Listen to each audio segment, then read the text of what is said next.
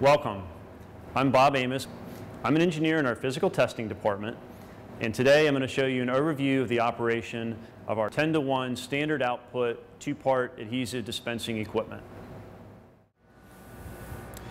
This is a 10-to-1 standard output two-part adhesive dispensing unit. To start the unit, you'll connect plant air of at least 100 psi to the inlet at the air manifold.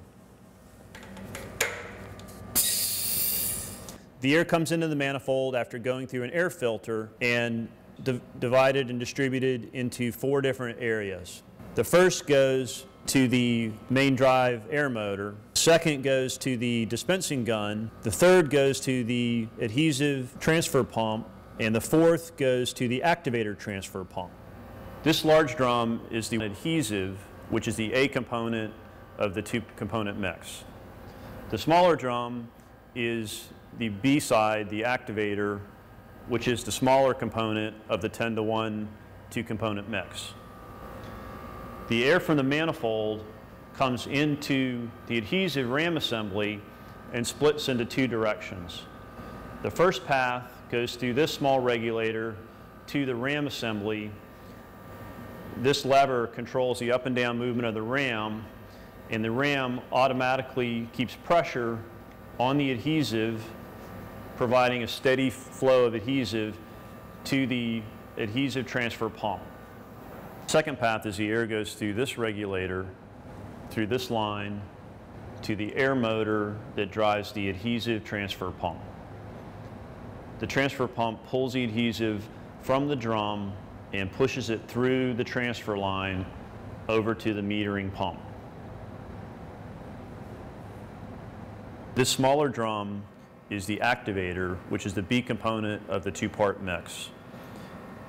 This drum does not have a ram because the B component is less viscous and can flow normally through the pump without the assistance of the ram. The air from the manifold comes through this air line, through this regulator that controls the speed of the air motor that drives the activator transfer pump. The pump pulls the activator material from the bottom of the drum and pumps it through this transfer line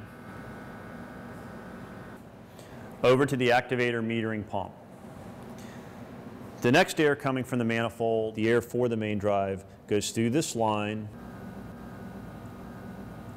to this large regulator, through this line,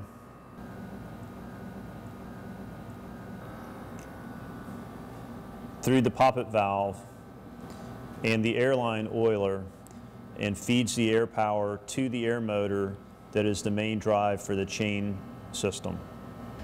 Behind this guard is the chain drive that controls the ratio of the A part to the B part. You loosen those 3 knobs and the guard will come off if you have to service the chains. This shaft comes from the main drive air motor and transfers power through this chain to the adhesive metering pump, which again transfers the power through this chain to the activator metering pump. The number of teeth on each of these sprockets on the activator and the adhesive metering pumps is what controls the ratio of the part A to the part B components of the mix. The adhesive metering pump and the activator metering pump push measured amounts of the A and B component through these 2 lines, the A line and the B line, that feed the material through 35 feet of hose all the way to the dispensing gun.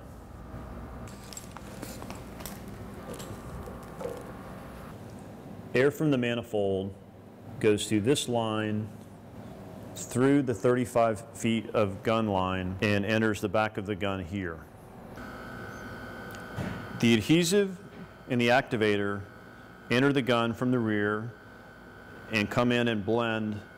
When the trigger is activated, it opens a valve in here that allows the A and the B components to flow to the mixer tip, and the air valve opens The air signal goes through this plastic hose, through 35 feet of hose, and comes back here and connects to the poppet valve.